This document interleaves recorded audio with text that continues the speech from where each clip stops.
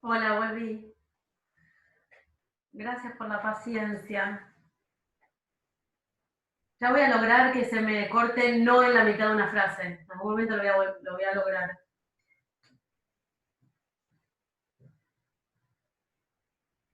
El arte de dominar, el arte del gobernar el Zoom. Vieron las arts moriendi, las arts dicendi, las arts scribiendi, arsamandi, bueno, arts sumiendi. Vamos a tener que producir en breve. Mi objetivo creo que de la cursada es eso, que se me apague el Zoom en algún momento, que sea una pausa, y no exactamente la mitad de una frase, pero no lo logro, voy a volver a análisis, a ver si, a ver si funciona. Bueno, entonces estaba puntualmente, ahí hay gente conectando. No sé si perdí participantes en el medio, espero que se vayan sumando. Ahora sí, lo que quieran ir poniendo en el chat, yo termino la parte expositiva y voy a las consultas. Juan Agustín, tenés prioridad.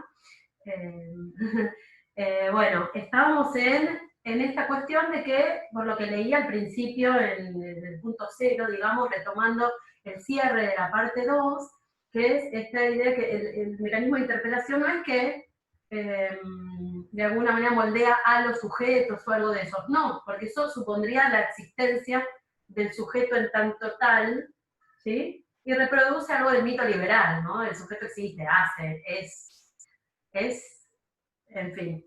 Eh, por eso justamente la relevancia de una teoría no subjetivista del sujeto. La teoría de los dos olvidos en Pelle, más allá de la palabra olvido y más allá de ciertas reformulaciones que después hace, o que después hace en otros textos posteriores, sobre los que vuelve críticamente, obviamente, sobre esta parte de las verdades evidentes, la teoría de los dos olvidos tiene que ver justamente con pensar una teoría materialista del sentido y una teoría del discurso, tomando como axioma, digamos, o en el marco, o en la trama de, no sé si en el marco, pero en la trama de, o como parte de las problemáticas que introduce, una teoría no subjetivista de la subjetividad, una teoría no subjetivista del sujeto. Entonces, lo que se plantea es que si el mecanismo de interpelación ideológica produce al sujeto como efecto, digamos, hay una especie de borramiento de ese proceso de producción del sujeto, por el cual el sujeto se cree fuente de sí, fuente y origen de sí. Es decir, sujeto que es efecto se percibe como causa. Se percibe como causa. Se percibe como origen. Se percibe como quien toma decisiones sobre sí. Se crea a sí mismo. Se autoconstruye con barro. Se autoarma. Se autosaca de él. ¿Vieron? No sé si llegaron a leer la parte del efecto Munchausen de acá, que a mí me parece que es una analogía fantástica, porque es esta idea del sujeto que se toma a sí mismo y se autosaca del pantano. Entonces ahí hay todo un trabajo, es una analogía por supuesto, es un juego, pero hay todo un trabajo sobre la distinción, digamos, a ver, en términos analíticos, del punto de vista, entre comillas, del sujeto, de la ilusión del sujeto y el punto de vista teórico, y que no coinciden en esta perspectiva. Esta perspectiva, digamos, la idea del sujeto, la ilusión del sujeto como fuente, como origen de sí, como causa de sí, como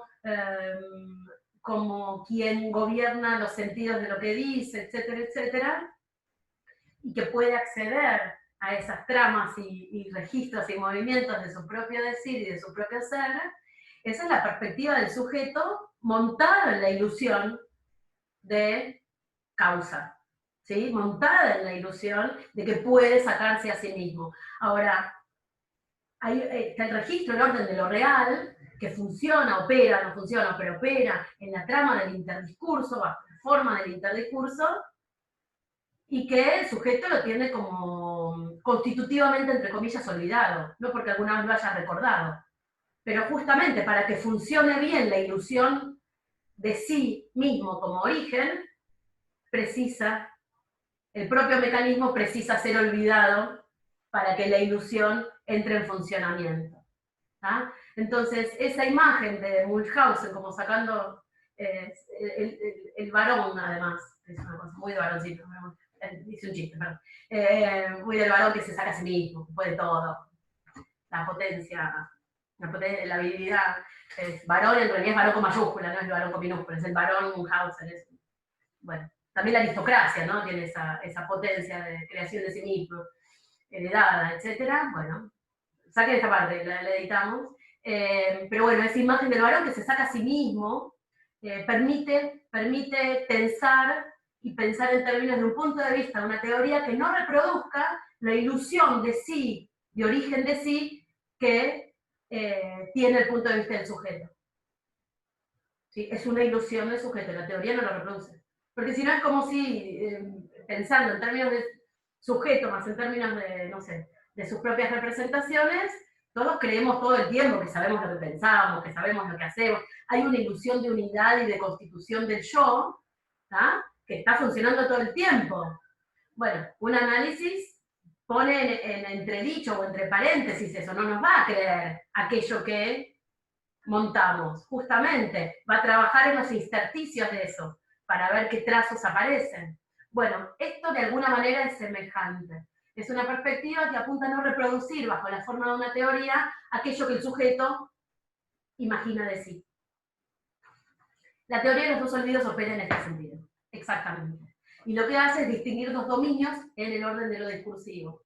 En lo que llama, voy a leer, porque lo tengo marcadito justo para leer, voy a la página 153, voy a leer partecitas y después lo hilvano.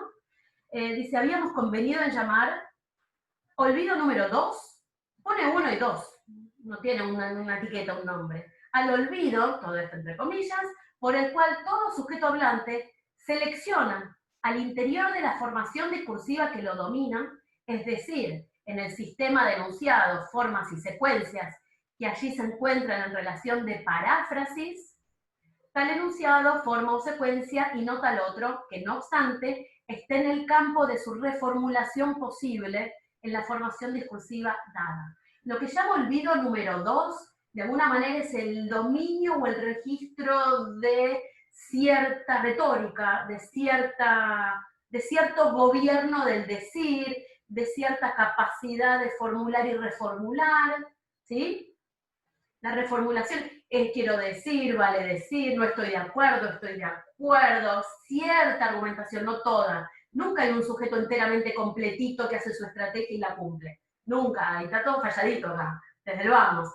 Pero esta zona número 2, o esta, yo llamo más que olvido, que llamo zona número 2, o registro, o dominio número 2 de lo discursivo, tiene que ver con aquello que el sujeto puede hacer. ¿Por qué olvido? Porque estamos como de alguna manera tomadas por la evidencia de que es esa posición la posición a defender, de que son esas las reformulaciones posibles,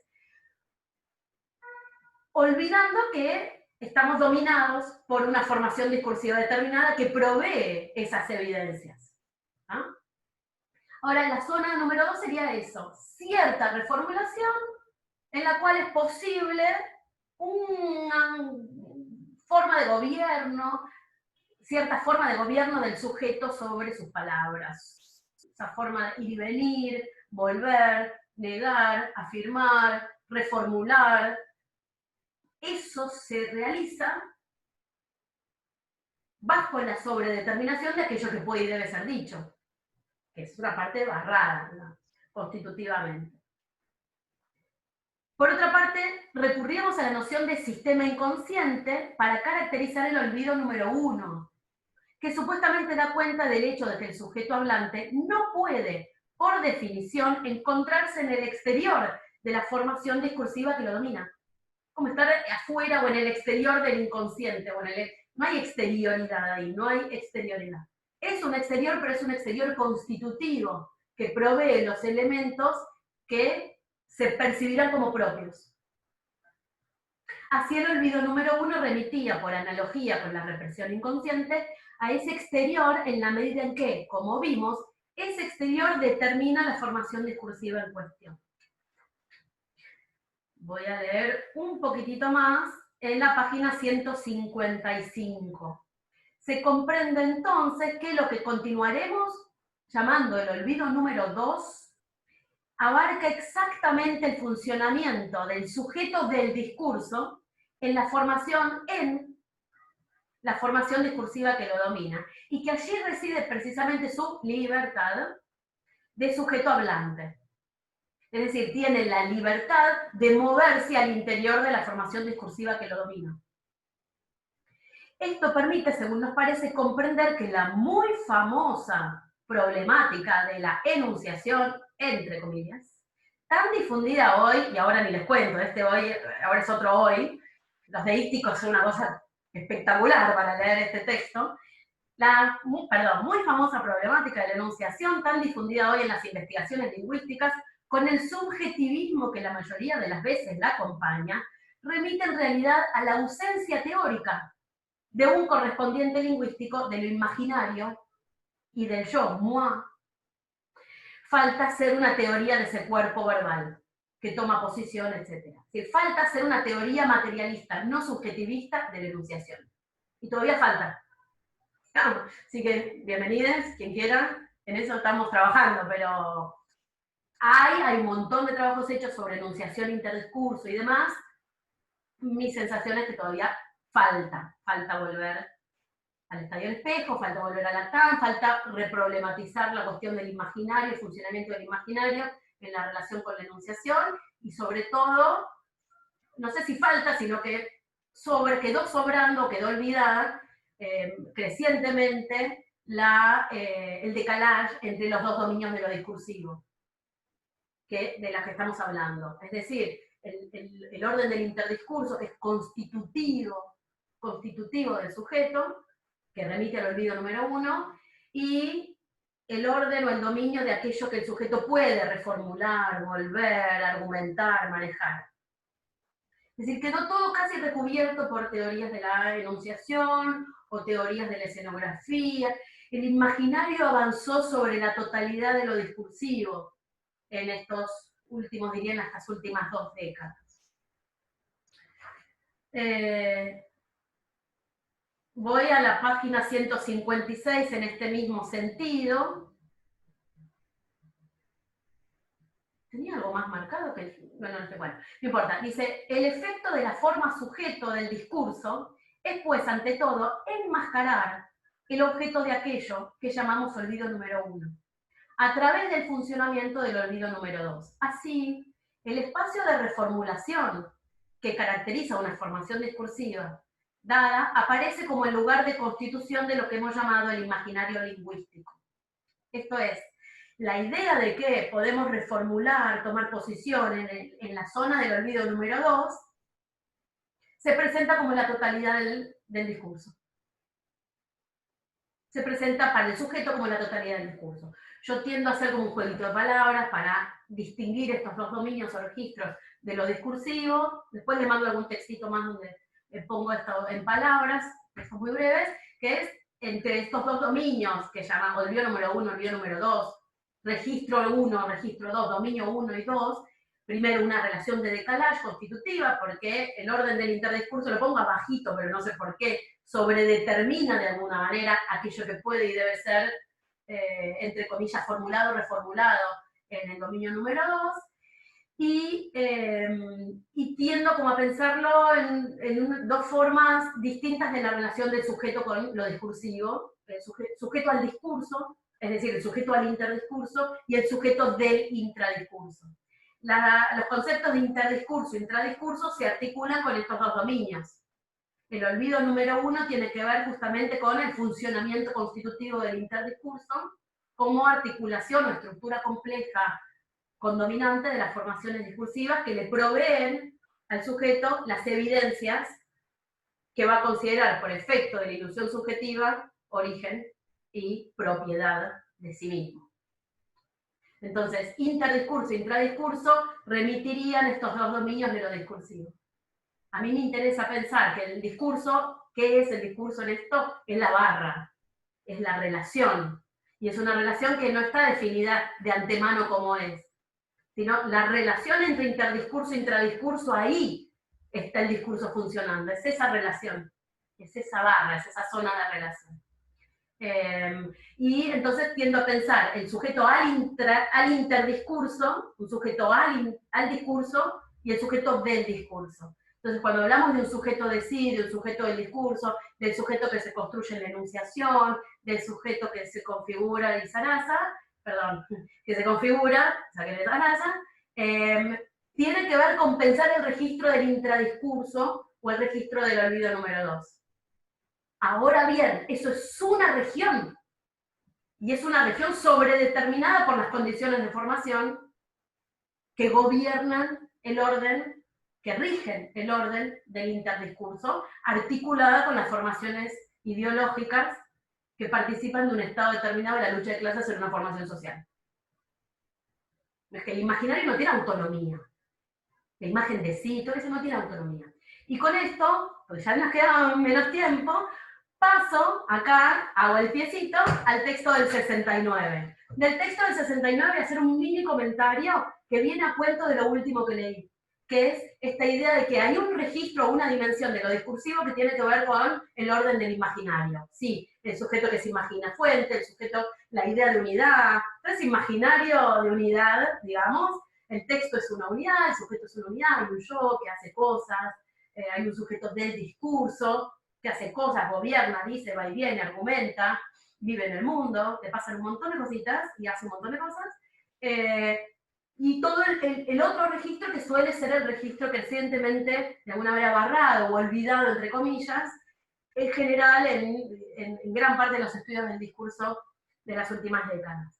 Ahora, ese registro del imaginario, que no es que es olvidable, digamos, no es que no nos interesa estudiar la forma en que el sujeto se construye o se representa a sí mismo en el discurso. No es que no se puede. Lo que se está planteando acá es que eso es una zona que merece ser pensada teóricamente y no desde las teorías de la enunciación. Lo que hacen las teorías de la enunciación desde el punto de vista pelletiano es reproducir, bajo la forma de la teoría, la imagen espontánea del sujeto liberal. Digamos, cualquier cosa vuelvo a las preguntas. Este libro, Análisis Automático del Discurso, que es, bueno, es un planeta aparte, como dirá, es un planeta aparte, hay una parte específica en la página 44, ¿sí?, de la versión que yo les subí, que me interesa que lean, se titula Las condiciones de producción del discurso. Hay perspectivas en tensión y contradictorias con esto, porque es otro momento, es más sociologista. De alguna manera está pensando en las condiciones de producción, me parece un poquito más retardatario que la propuesta del sujeto como efecto del mecanismo de interpelación. Pero hay una parte de esta parte que me interesa especialmente, que es el concepto de formaciones imaginarias. Lo que está planteando en esta parte es que las condiciones de producción del discurso siempre involucran formaciones imaginarias. El sujeto que produce, digamos, el discurso, no tiene cómo no tener, contener o disponer como parte de esas condiciones de producción del discurso un imaginario, una imagen de sí, una imagen del otro, una imagen del mundo. No hay mensaje. El discurso se entiende no como mensaje, sino como efecto de sentido entre A y B, entre un A y un B. Ahora, parte de las condiciones de producción y de lo que acontece en los procesos discursivos tiene que ver con las formaciones imaginarias. La imagen del sí, del sí. La imagen de sí que el sujeto tiene cuando produce, la imagen del otro incide en la interpretación de eso que está ahí aconteciendo entre. El discurso es como un efecto de sentido entre locutores. Tampoco es que hay un referente sobre el que el mensaje habla en esta perspectiva, sino que hay una imagen del referente, un imaginario del referente. Me interesa esto porque es un texto de los 60, fines de los 60, que plantea muy claramente el problema de la incidencia del imaginario, de las imágenes de sí, de las imágenes del otro y de las formaciones imaginarias en el funcionamiento del discurso. Entonces, de alguna manera, ciertas teorías, bueno, no sé si teorías, pero ciertas caracterizaciones de, por ejemplo, de letos, de la imagen de sí, imágenes de sí en el discurso, que en los últimos 10, 15 años circulan a borbotones,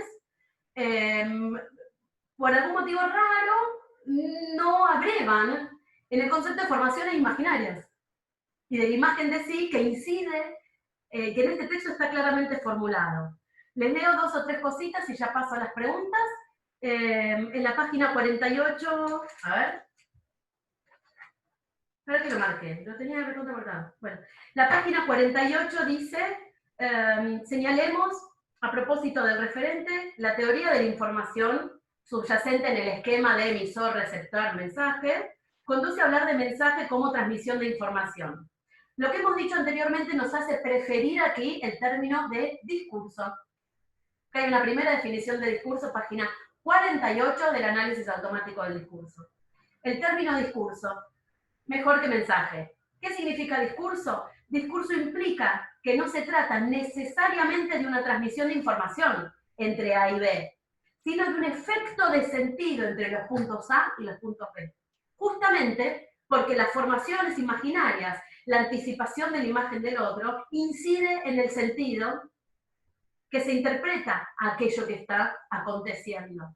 Y esto es importante también porque nunca se está hablando exactamente a quién se está hablando. Entonces, el imaginario siempre falla, no hay comunicación. Todo esto está fallando siempre. Que haya discurso no quiere decir que haya comunicación.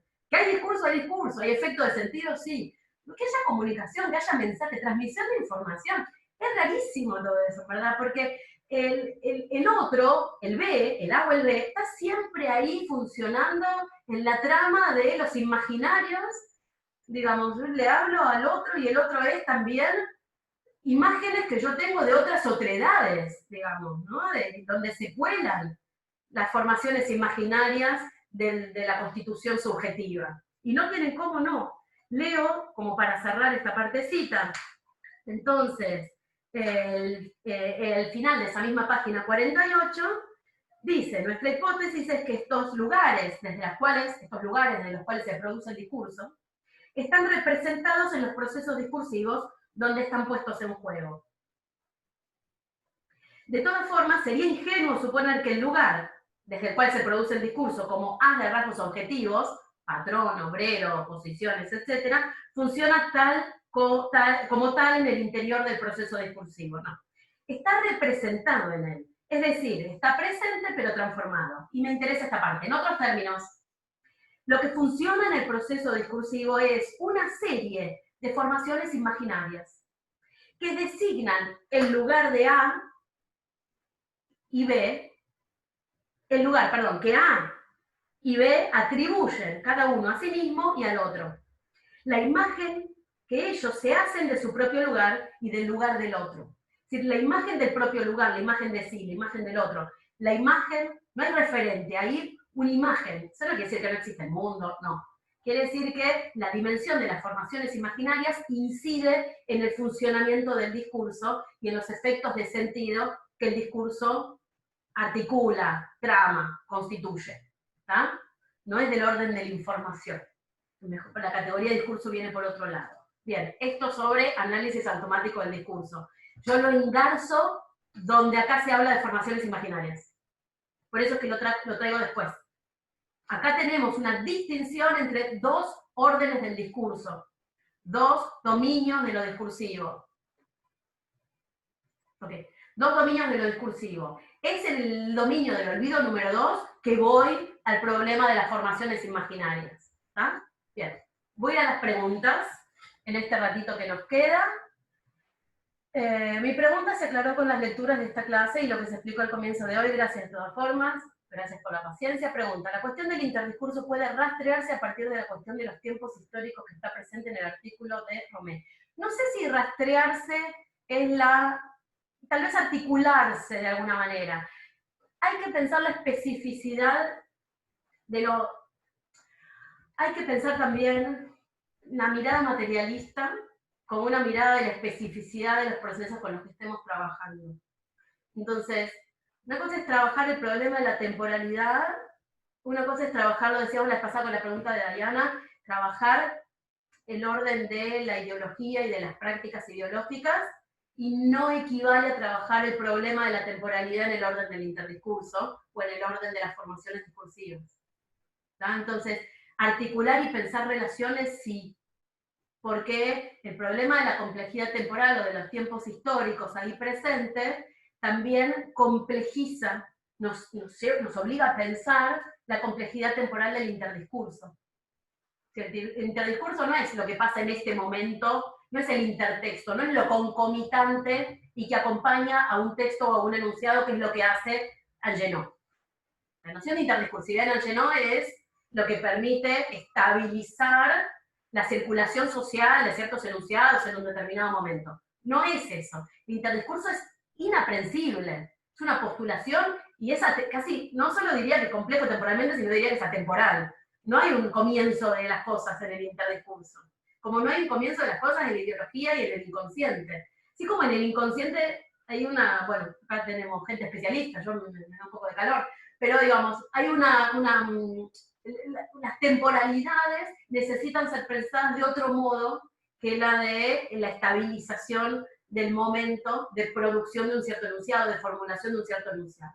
Entonces, en ese sentido, sí, me parece interesante justamente pensar la articulación entre la complejidad temporal o la cuestión de los tiempos históricos y los procesos de formación de los elementos del interdiscurso, que tienen que ver con este registro del olvido número 1. Pensando en las discusiones sobre el lenguaje inclusivo, sí, Facundo. Hay posiciones que sustraen de lo discutible elementos que tendrían que ver con el sistema. Bosque, la propuesta de Pellet que separa lengua de procesos discursivos y sustrae a la lengua de la lucha de clases, ¿sería compatible con esta posición? No. Es recontra complicada la pregunta, Facundo, me metiste en un brete. Pero digamos que, ahí está, Facundo, de verde que se está riendo, obviamente. Es complicadísimo, porque no es que sustrae. En realidad la relación entre lengua y discurso y procesos discursivos en Pellet es una relación dialéctica. Eso quiere decir que la lengua opera como base material de los procesos de sentido, pero los procesos de sentido estabilizan ciertos sentidos que inciden y se inscriben bajo la forma de efectos también sintácticos. Entonces, es una relación dialéctica. Por otro lado, Bosque está pensando en términos de sistema gramatical. No es lo mismo lengua que gramática. Palabras. Pero además Bosque, cuando habla de lenguaje inclusivo, no está pensando como lingüista. Está pensando como ciudadano, diría, marcando la O. No, parece que ahí está teniendo una posición prescriptiva. Y eso no es de lingüista, ni de analista, ni de nada, digamos, es de ciudadano, de persona que se interesa y y opina. Entonces hay que distinguir ahí, cuando aparece el orden de la prescripción, cuando se dice, la lengua no es porque, o ese no es que suena como no debe ser, leído como, ahí ya está interviniendo otro registro, que es el registro de las políticas del lenguaje, y que tiene que ver con otro tipo de discusiones. Está ahí, Bosque está en distintas posiciones, como una cosa es como gramático, que es un gramático radicalmente brillante de la lengua española, de los mejores diría, y otra cosa es como académico, en el sentido de la Academia de Real Español y que defiende ciertas posiciones, etcétera, imbrincado, todo estoy hablando del olvido número 2.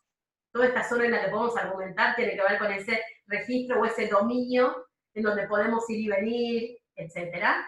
Pero eso también está, bueno, es complejo, porque esto hay que pensarlo en el orden también del interdiscurso. Entonces no es que Pellet separa lengua de procesos discursivos, no son dos cosas separadas, sino que hay que pensar la relación en su complejidad y en su dialéctica.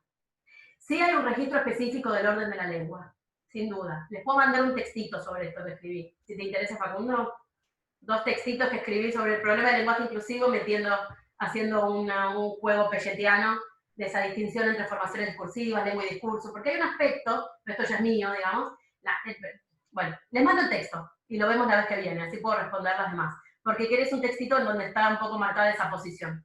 ¿Ah? Me parece una pregunta súper interesante y pertinente y le sigo dando vueltas todo el tiempo. ¿Podrías dar ejemplos del efecto transverso, Mara?